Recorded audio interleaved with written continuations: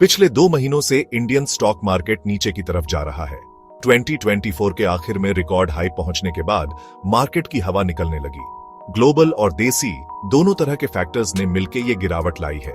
Investors को economy की slow growth और बढ़ते इंटरेस्ट रेट्स की चिंता हो रही है। सेंसेक्स और निफ्टी, इंडिया के बेंचमार्क इंडिसेज, अपने पीक से 5% से ज्यादा गिर गए हैं। ये गिरावट हर सेक्टर के स्टॉक्स में दिख रही है, लेकिन स्मॉल कैप स्टॉक्स को सबसे ज्यादा नुकसान हुआ है। कई तो 20% या उससे भी ज्यादा गिर गए हैं।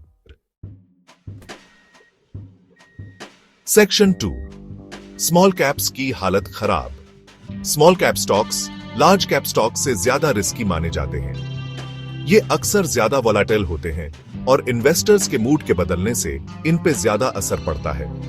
आजकल के मार्केट में जहां इन्वेस्टर्स रिस्क नहीं लेना चाहते, ये कोई हैरानी की बात नहीं है कि स्मॉल कैप्स सबसे ज्यादा गिर रहे हैं। 170 से ज्यादा स्मॉल कैप स्टॉक्स हाल के हफ्तों में 10 से 23% तक गिर गए हैं। इस तेज गिरावट ने मार्केट वैल्यू से बिलियंस ऑफ डॉलर्स गायब कर दिए हैं। कुछ एनालिस्ट्स का मानना है कि स्मॉल कैप्स की ये सेल ऑफ ज्यादा हो गई है और अब कुछ अच्छी बाइंग अपॉर्चुनिटीज हैं। लेकिन दूसरों का मानना है कि अभी सबसे बुरा होना बाकी है और स्मॉल कैप्स जल्द ही और गिर सकते हैं।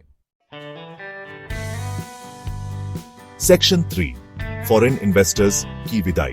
हाल ही के मार्केट डिक्लाइन की एक मुख्य वजह फॉरेन इंस्टीट्यूशनल इन्वेस्टर्स या FIIs की सेलिंग रही है।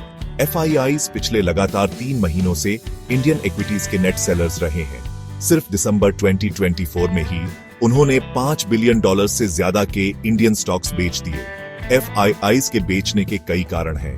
पहला, US federal reserve interest rates बढ़ा रहा है, जिससे इन्वेस्टर्स के लिए US डॉलर में इन्वेस्ट करना ज्यादा फायदेमंद हो रहा है। दूसरा, ग्लोबल इकोनॉमिक आउटलुक अनिश्चित है और इन्वेस्टर्स इमर्जिंग मार्केट्स जैसे इंडिया में अपना पैसा कम लगा रहे हैं।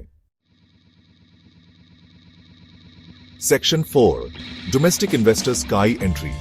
जहां FIIs बेच रहे हैं, वहीं डोमेस्टिक इंस्टीट्यूशनल इन्वेस्टर्स या DIIs खरीद रहे हैं।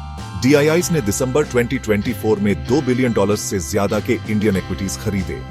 इस बाइंग ने मार्केट के गिरने को कम करने में मदद की है। DIIs आमतौर पर इंडियन इकोनॉमी को लेकर FIIs से ज्यादा ऑप्टिमिस्टिक होते हैं। वो इंडियन स्टॉक्स के कंपैरेटिवली अट्रैक्टिव वैल्यूएशंस की तरफ भी आकर्षित होते हैं।